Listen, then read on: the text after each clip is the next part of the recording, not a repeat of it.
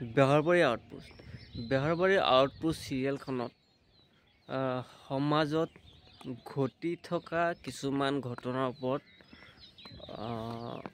এপিছডবোৰ বনায় আৰু যোৱাকালি যিটো এপিছড দেখুৱাইছে যে নিমখ জলকীয়া চাহপাত ধাৰ লোৱা বা তেনেকুৱা ধৰণৰ কিছুমান মানুহ আছে ধাৰ লৈ পেলাই ঘূৰাই নিদিয়ে হয় তেনেকুৱা কাহিনী প্ৰায় হৈ থাকে কিন্তু এটা এপিছডত ধাৰাবাহিক এখনৰ এপিছডত দিবলগীয়া কাহিনী হিচাপে ইণ্টাৰেষ্টিং সিমান এটা পোৱা নাই তথাপিতো বেহৰবাৰী আউটপোষ্ট চাই থাকোঁ ভাল লাগে ছাপোৰ্ট কৰোঁ কিন্তু কে মোহন আগৰ কথাটো নকওঁ বাৰু কে মোহনক যিদৰে বৰ্তমান আমি বিচাৰিছিলোঁ দৰ্শকে বিচাৰিছিল বেহৰবাৰী আউটপোষ্টত ঠিক তেনেকৈ আমি পোৱা নাই গতিকে আশা কৰোঁ ভৱিষ্যতলৈকে কে মোহনে আগৰ দৰে সজীৱ হৈ আহক আগৰ দৰে কাম কৰক আগৰ দৰে অভিনয় কৰক কাহিনীবোৰো তেনেকুৱা থাকক তেতিয়াহ'লে ভাল লাগিব বা দৰ্শকে চাই ভাল পাব বা দীৰ্ঘজীৱী হোৱাৰ কামনাটো কৰিব আগতে আমি ভাবিছিলোঁ যে বেহৰবাৰী আউটপোষ্ট এক দীঘলীয়া ধাৰাবাহিক বা অসমৰ ভিতৰতে নহয় অকল বিভিন্ন হিন্দী ধাৰাবাহিকো ইমান দীঘল কিছুমান ধাৰাবাহিক নাই দুই এটা থাকিব পাৰে কিন্তু বেহৰবাৰী আউটপোষ্ট ধাৰাবাহিকখন ৩,০০০ ৩,৫০০ ৪,০০০ খণ্ডটো অতিক্ৰম কৰাটো কম কথা নহয় বা আমি এটা সময়ত ভাবিছিলোঁ কে মোহন থাকোঁতে প্ৰথমতে ভাবিছিলোঁ যে এই ধাৰাবাহিকখন বহু দিনলৈকে জীয়াই থাকিব হয়তো চিৰজীৱনলৈকে থাকিব পাৰে এই এক্টৰ এক্ট্ৰেছসকল জীয়াই থকালৈকে কিন্তু মাজত K Mohan SI sir Pritam sir গুচি যোৱাৰ পিছৰ পৰা কিন্তু এনেকুৱা লাগিছে যে বেছিদিন আৰু নাথাকিবও পাৰে হয়তো নাথাকিব পাৰে মানে কি চলাই যাব পাৰিব কিন্তু দৰ্শকৰ মনোৰঞ্জন মানে দিব নোৱাৰে দৰ্শকৰ মনত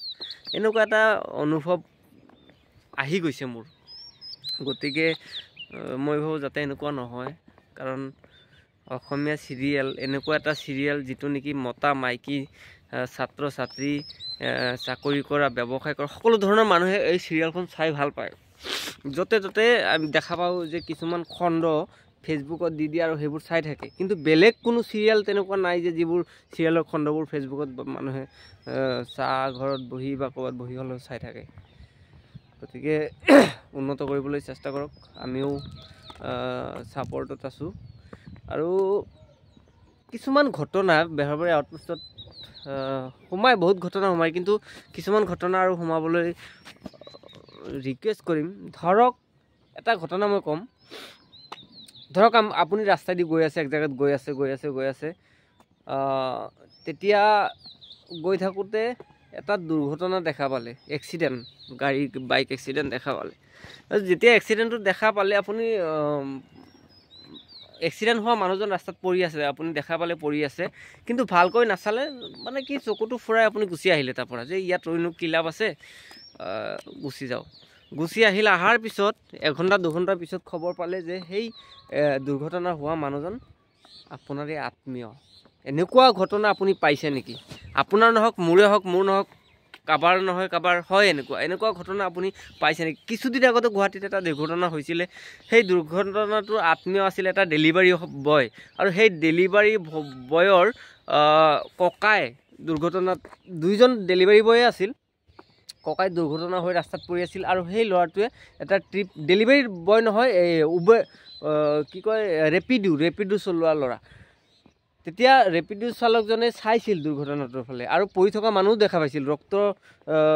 একেবাৰে তেজেৰে হেৰি হৈ থকা দেখা পাইছিল তেতিয়া সি ভাবিছিল চাগে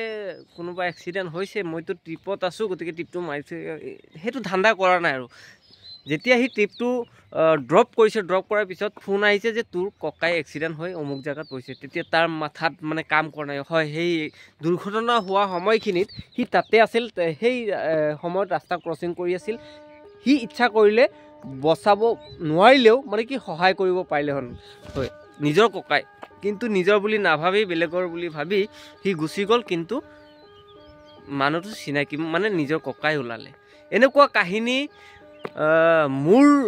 ৰিলেটিভৰ লগতো এটা হৈছে মোৰ লগত হোৱা নাই কিন্তু বেলেগৰ লগত হৈছে গতিকে আপোনালোকৰ যাতে এনেকুৱা কাহিনী নহয় সেই হেতুকে মই এটা ৰিকুৱেষ্ট কৰিব বিচাৰিছোঁ যে যিকোনো মানুহে যিকোনো জেগাত দুৰ্ঘটনা দেখা পালে অন্তত অলপ সময় ৰৈ পেলাই সেই মানুহজনক সহায় কৰিবলৈ চেষ্টা কৰিব লাগে। হয়তো সেই মানুহজন আপোনাৰ আত্মীয় হ'বও পাৰে, নহ'বও পাৰে। আত্মীয় নহওক, আপুনি যদি বেলেগ কোনোবা মানুহক সহায় কৰিছে, কোনোবা দিন হয়তো আপোনাৰ আত্মীয়কো বেলেগ কোনোবাই সহায় কৰিব পাৰে। এনেকুৱা ধৰণৰ এটা এপিছড বেহৰবাৰী আউটপোষ্টত দিব পাৰে নেকি? মই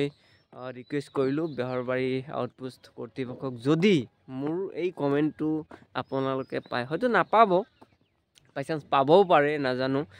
যিহেতু মোৰ দৰে ভালপোৱা দৰ্শকেই